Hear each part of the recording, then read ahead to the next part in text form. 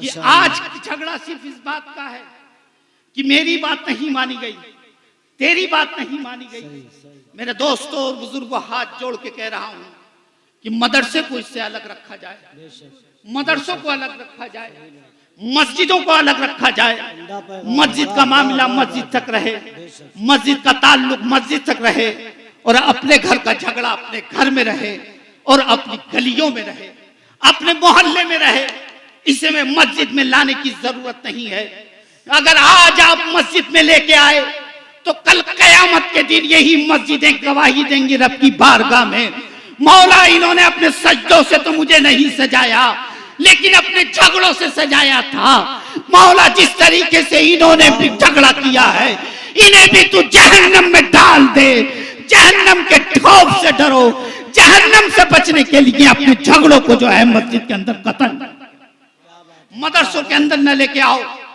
ہم تو ابھی اسی میں جھگڑے میں پھنسے ہوئے ہیں کہ فلاں صدر بن گیا ہے، فلاں کھا رہا ہے، فلاں لوٹ رہا ہے۔ ارے لوٹ رہا ہے، لوٹنے دے، تو اس میں کیوں شامل ہو رہا ہے؟ تو اس میں کیوں مل رہا ہے؟ تو اسے مٹانے کی کوشش مت کر، بلکہ اگر ایک اینٹ گر رہی ہے تو اس میں ایک اینٹ جوڑ دے۔ جس دن تو نے ایک اینٹ جوڑ دی تو اللہ کی رحمتیں تیرے گھر کو بھی جوڑ دیں گی۔ کیا بات ہے! سبحان اللہ، سبحان اللہ، نعرہ تکبیر، زور سے نعرہ تکبیر، نعرہ رسالت، فیضان حضور حافظ ملت۔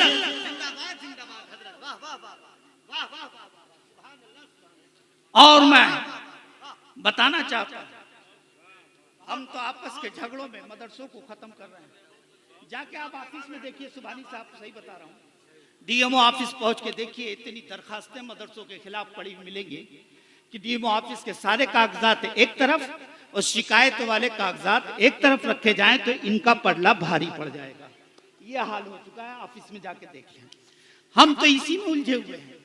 ہمارا دشمن مدرسوں کا مطالعہ کر رہا ہے، مدرسے کی تاریخ پڑھ رہا ہے کہ مدرسہ ہوتا کیا ہے، مدرسے کی عظمت کیا ہے، مدرسے کی شان کیا ہے، مدرسہ قوم کو دیتا کیا ہے۔ یہی ایک بات اور اشارتاً کہتا جاؤں، ہم سے پوچھا جاتا ہے کہ مدرسے نے ملک کو کیا دیا ہے، مدرسے نے ملک کی خدمت کیا کی ہے، مدرسوں نے قوم و ملت کی خدمت کیا کی ہے۔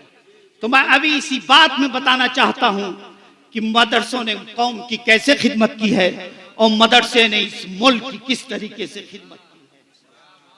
ہم تو اسی میں الجھے ہوئے ہیں، لیکن دشمن مطالعہ کر رہا ہے، ایک ایک چیپٹر پلٹ پلٹ کے پڑھ رہا ہے، ایک ایک سطر پڑھ رہا ہے، اور مطالعہ کرتے کرتے وہ اس سطر پہ بھی پہنچتا ہے کہ جب ہندوستان کو آزادی کی ضرورت پڑی تھی، جب ہندوستان کو آزادی کی ضرورت پڑی تھی تو ایک مرد کلندر تھا جس نے جامع مسجد کی دہلیز پہ کھڑے ہو کے جہاد کا نعرہ دیا تھا۔ وہ کوئی یونیورسٹی کا پروڈکٹ نہیں تھا، وہ کسی کالج کا پروڈکٹ نہیں تھا، وہ بلکہ مدرسے کا ہی پروڈکٹ تھا جسے ہم علامہ فضل خیر آبادی کے نام اسی نے جہاد کا نعرہ دیا تھا۔ آج ہم ہندوستان میں آزادی کے ماحول میں اگر سانس لے رہے ہیں تو اس قربانی میں بھی سب سے پہلے کسی نے قربانی دی ہے تو وہ ایک عالم ربانی ہے، وہ علامہ فضل خیر آبادی۔ بہت اچھے، بہت اچھے، نعرہ تکبیر، نعرہ رسالت، بہت اچھے میرے دوستوں اور بزرگوں۔ تو علامہ فضل خیر آبادی، اور آگے نام بتاؤں، مدرسوں میں پڑھائی جاتی علم سے گا، مفتی عنایت کہاں انہوں نے زندگی گزاری، کہاں پہ قید خانے میں بند رہے، کالا پانی میں رہے۔ علامہ کافی کی زندگی اٹھاؤ، انہوں نے پھانسی کا پھندا لگایا۔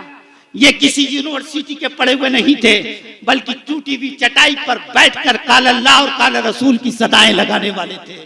یہ وہ علماء کرام تھے۔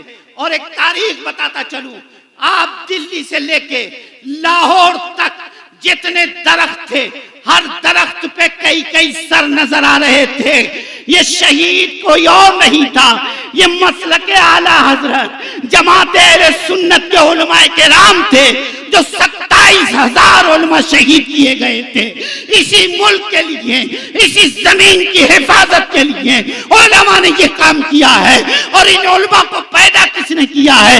اسی مدرسوں نے کیا ہے، اور یہ مدرسوں کا فیضان نہیں تو اور کیا ہے؟ سبحان اللہ سبحان اللہ، واہ واہ واہ واہ، زندہ باد زندہ باد، ماشاء اللہ، اس لیے ماشاء اللہ، آخری بات ماشاء اللہ، ریکویسٹ کرتے ہوئے واہ واہ واہ واہ کرتے واہ ہوئے میں آپ سے کہہ رہا زندہ ہوں باد، کہ اس ادارے سے سچی محبت کرو، واہ سچا لگاؤ رکھو، سچی عقیدت رکھو، ماشاء اللہ، اور اگر یہ ادارے مٹے تو یاد رکھنا قوم مسلم خود بخود مٹ جائے گی، کیونکہ انہیں سیرت النبی پڑھانے والا کوئی نہیں ملے گا، رسول اللہ کا اخلاق بتانے والا کوئی نہیں ملے گا۔ میرے دوستوں اور بزرگوں، یہ وہ ادارے ہیں، اور ادارہ چلانا بھی سنت، ادارہ قائم کرنا بھی سنت، ادارے کی خدمت کرنا بھی سنت، ادارے کو چلانا انتظام کرنا بھی سنت، اداروں کی دیکھ بھال کرنا بھی سنت، کیونکہ میرے نبی نے سب سے پہلے ادارہ جو قائم کیا تھا وہ مکے میں دارالارقم کو بنایا، پھر مدینے میں جو ہے مسجد نبوی میں کیا بنایا، بات ہے، واہ واہ واہ واہ، میرے آقا نے بنایا تھا۔ تو ادارے کو چلانا، ادارے کی خدمت کرنا، ادارے کی دیکھ بھال کرنا، ایک ادارے کو قائم کرنا، یہ آقا نبی کریم صلی اللہ علیہ وسلم کی سنت پاک ہے۔ اس سنت کو ادا کرتے جائیے، اللہ کی رحمتیں شامل ہوتی جائیں گی۔ بس انہی چند باتوں کو مجھے بتانا تھا کہ ان اداروں سے سچی محبت کی جائے، سچا لگاؤ رکھا جائے، آپسی اختلاف کو مٹایا جائے، آپسی جھگڑوں کو مٹایا جائے، آپسی جھگڑے اور اختلاف کو مٹا کر ہمیں ایک قوم بننا ہے، ایک بننا ہے۔ اسلام اسی چیز کی دعوت دیتا ہے، اخلاق کی دعوت دیتا ہے، کردار کی دعوت دیتا ہے، ایک دوسروں سے نفرت کی دعوت نہیں دیتا بلکہ ایک دوسرے سے محبت کی دعوت دیتا ہے۔ اسی کا نام اسلام ہے، یہی اسلام ہے، اور اسی کو ماننے والے کو مسلمان کہتے ہیں۔ اس لیے اداروں سے محبت کرو، اپنے دین اپنے ایمان کو مضبوط کرو، اور آقا نبی کریم صلی اللہ علیہ وسلم سے سچی محبت کرو۔ انشاءاللہ اللہ کی برکتیں شامل حال ہوں گی، اللہ کی رحمتیں شامل حال ہوں گی۔ دعا ہے پروردگار ان بچے، یہ جو بچے فارغ ہو رہے ہیں، اور ایک بات یاد رکھیے گا، کہیں گے آپ لوگ کی بات پہ بات بڑھائے جا رہا ہے، میں کہہ رہا ہوں لوگ مدرسے کی خدمت کرتے ہیں تو سمجھتے ہیں کہ ہمیں احسان کر رہے ہیں، اور دیتے کیا ہیں؟ زکوٰۃ دیتے ہیں۔ عام طور سے کیا ہوتا ہے؟ شفیق بھائی کیا ہوتا ہے؟ کیا اشارہ ہے، واہ واہ واہ، ڈاکٹر امان اللہ صاحب کیا دیتے ہیں؟ زکوٰۃ دیتے ہیں، اور زکوٰۃ تو میرے آقا فرماتے ہیں کہ یہ تمہارے مال کا میل ہے، تمہارے مال کا میل ہے۔ آپ نے مدرسے کو کیا دیا؟